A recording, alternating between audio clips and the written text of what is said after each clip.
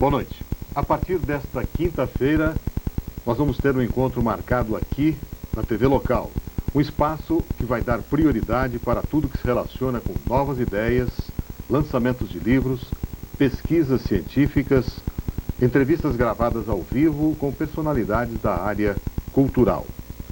O João Garcia está aqui hoje, porque ele está lançando nesta semana o seu primeiro livro pela editora Casa Amarela. O livro chama-se Dioguinho, o Matador dos Punhos de Renda. É um livro que conta a história desse personagem polêmico que viveu aqui na região no século retrasado, né? E sobre quem existem várias dúvidas.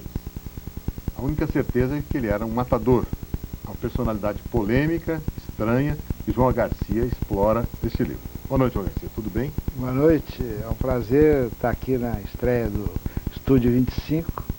Prazer também muito grande de estar conversando com uma pessoa tão distinta. Nós é que agradecemos aqui a sua presença. E para quem ouviu falar muito pouco do Dioguinho, nós vamos mostrar uma gravação retirada de um especial produzido pelo próprio João Garcia aqui na EPTV. Vamos ouvir.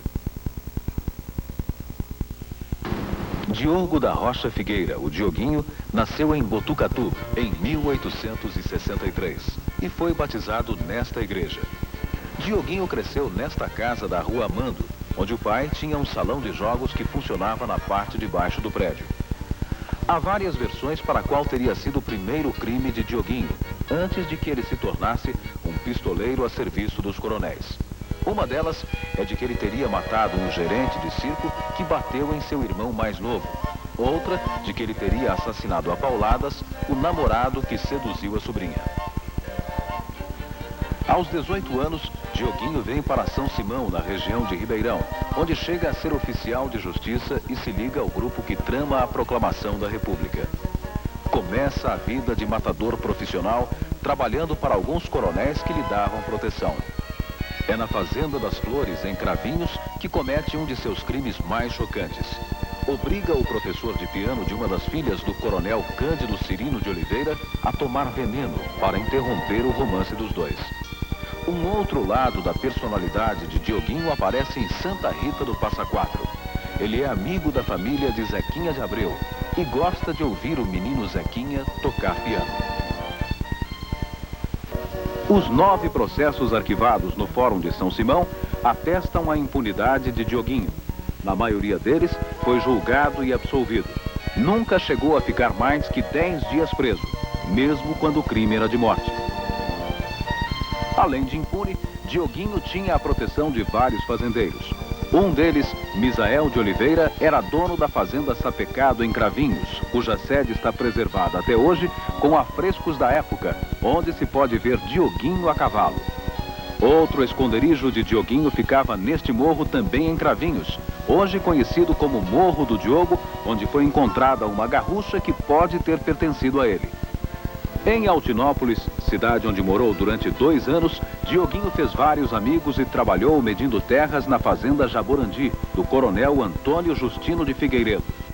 Mas em 1895, Dioguinho cai em desgraça quando faz uma emboscada ao ex-delegado de polícia José Venâncio e ao fazendeiro José Maia.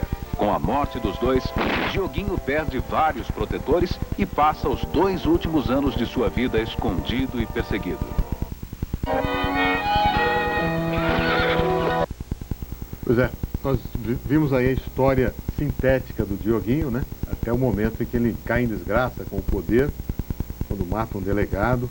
Esse é um especial produzido em 1990 pela EPTV, roteiro e edição de Rosana Zaidan, com produção e direção de João Garcia. João Garcia, que 12 anos depois está lançando um livro com base na vida do Dioguinho. João, conta uma coisa pra gente.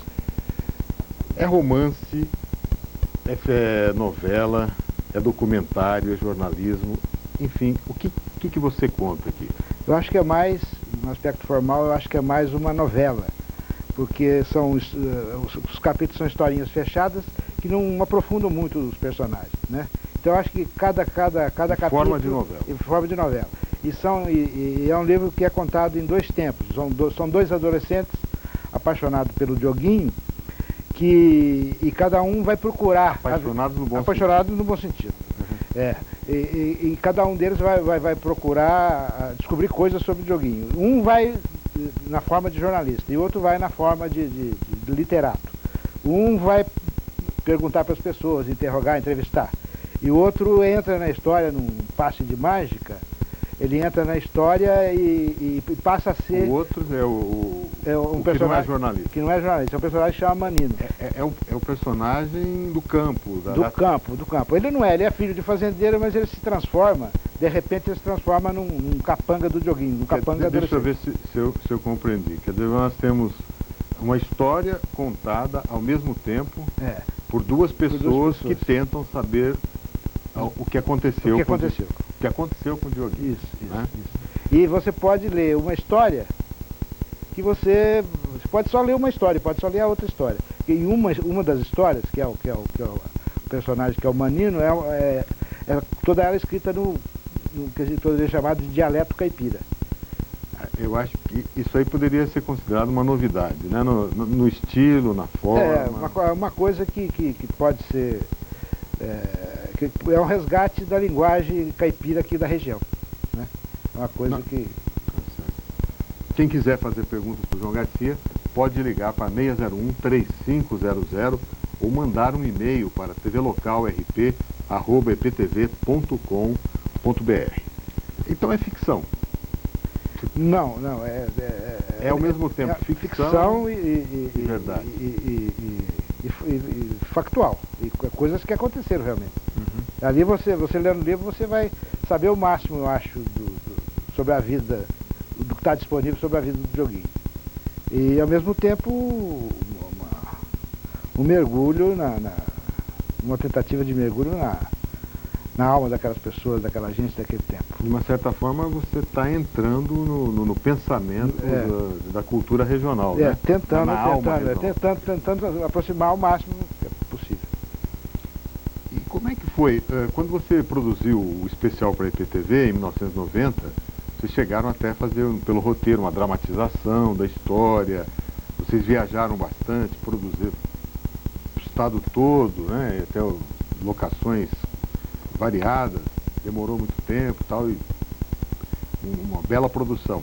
Mas você já tinha, de repente você sentiu que aquele personagem poderia te dar um livro em que você também pudesse participar de forma literária? Não, quando que nasceu naquela época, livro não. Dioguinho? Naquela época não, o livro nasceu assim meio sem saber porquê, há uns 5 anos atrás.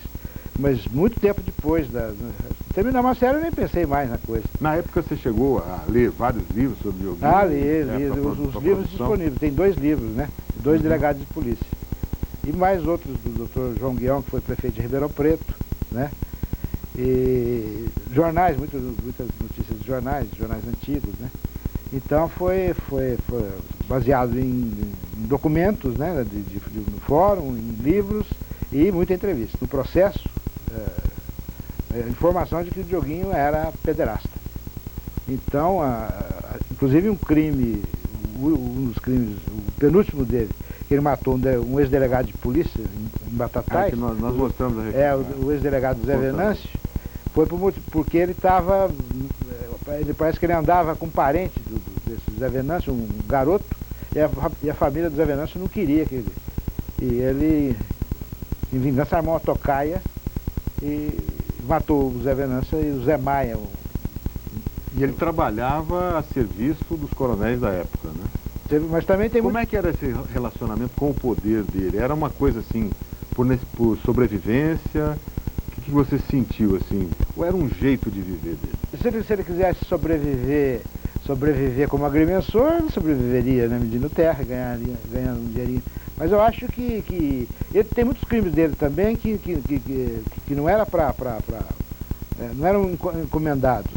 Muitos dos crimes também foram crimes de passionais, de briga da hora, de ficar nervoso e matar, etc.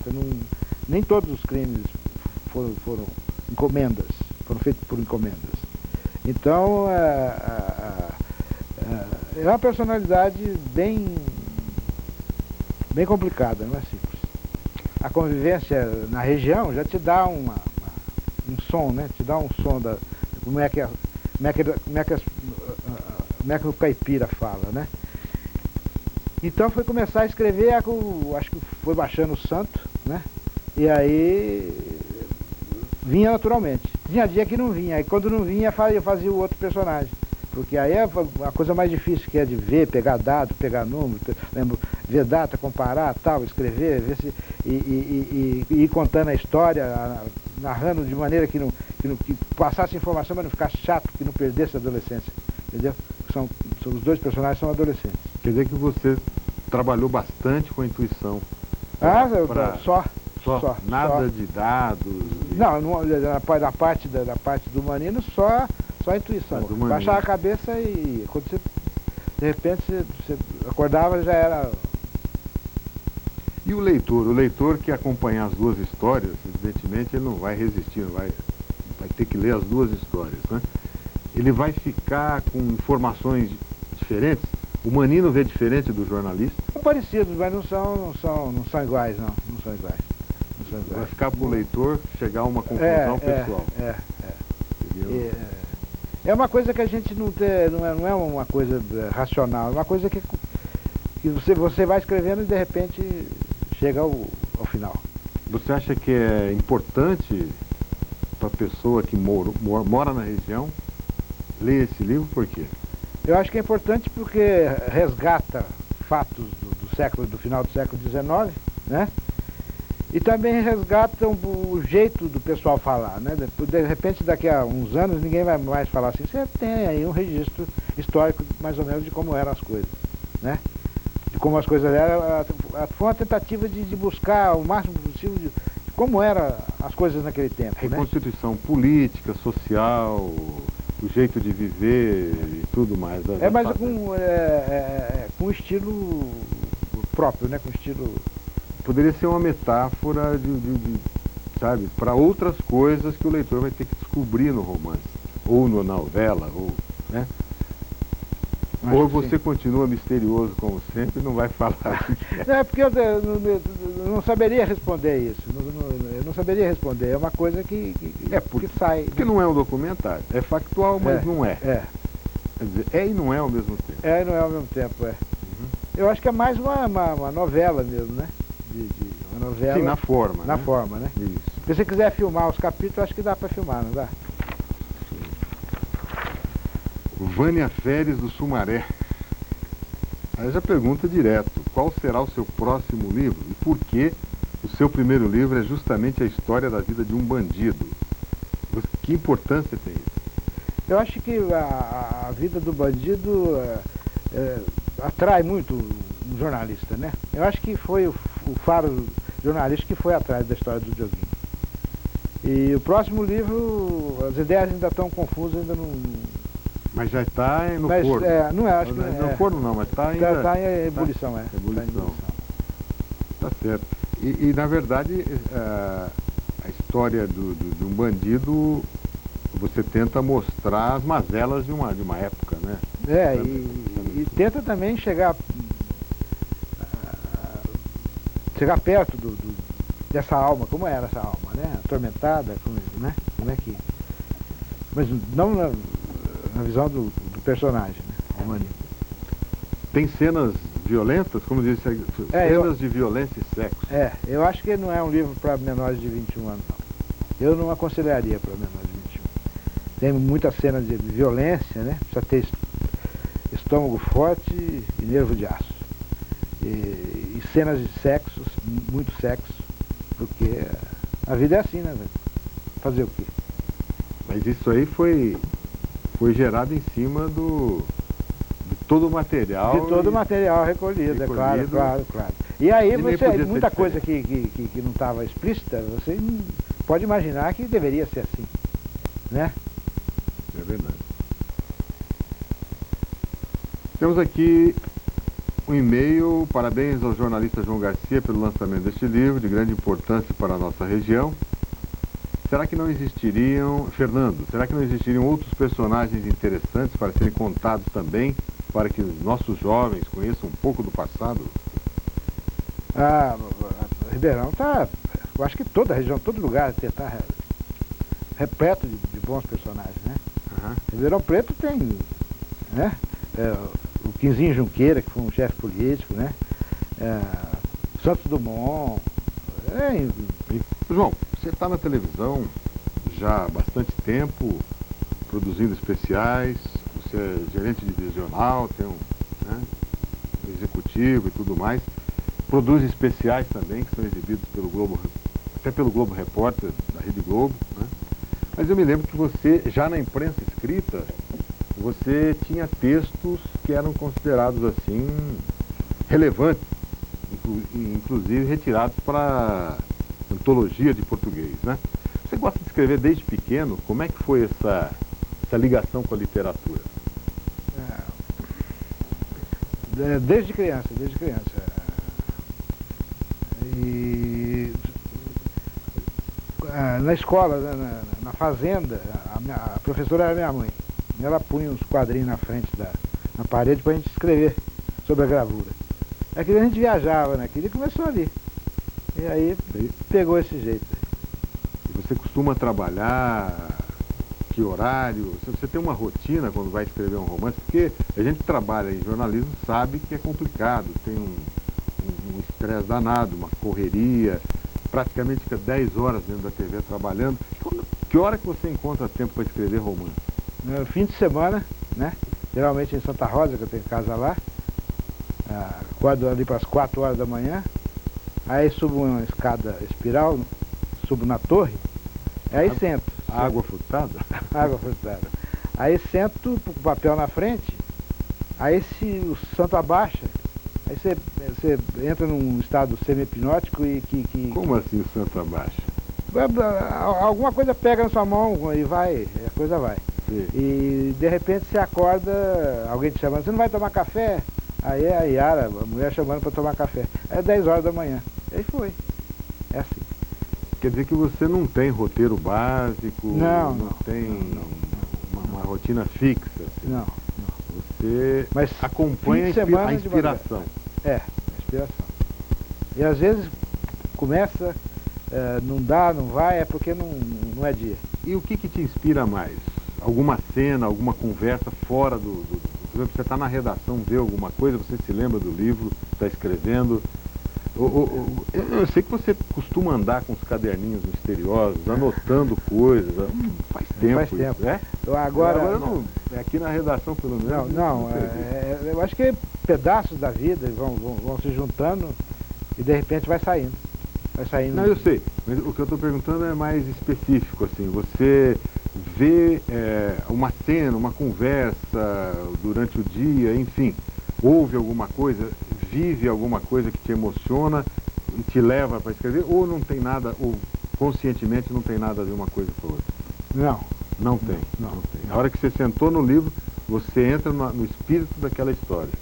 É isso. E aí você é praticamente tomado. Eu acho que são informações que estão lá dentro que vão saindo. Acho que você está escrevendo, não diria um dialeto, né? Mas dialeto caipira, pode-se falar assim? Acho que é para um paulistano, para um carioca dele, mas acho que vai estranhar muito, né? Mas eu acho que o pessoal da região, principalmente os mais velhos, não vão estranhar, acho que vão entender bem. Olha, a Ana Lígia de Alagoinha, telespectadora, está perguntando aqui, primeiro, se você utilizou recursos do seriado que a IPTV produziu.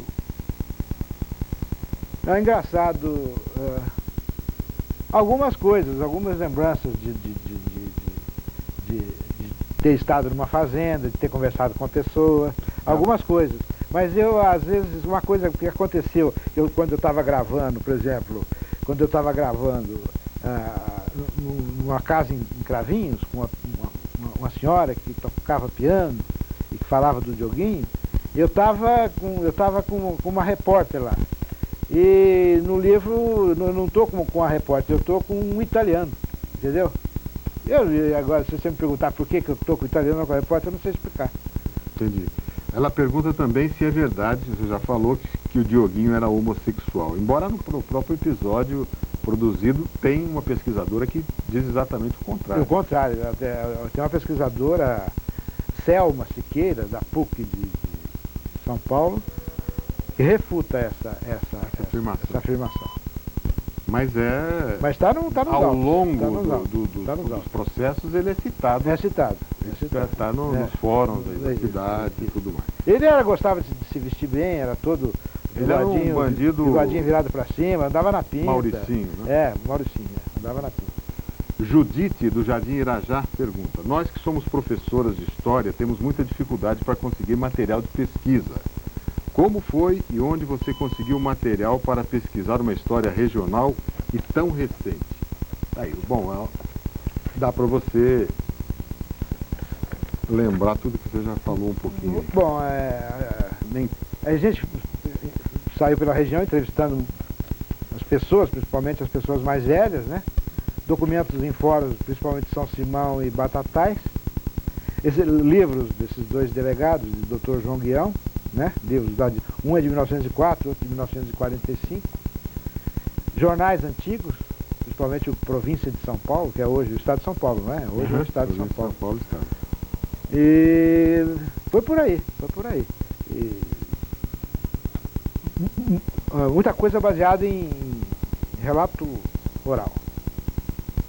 Mas você já deixou claro que não se trata de é factual, peronomútil.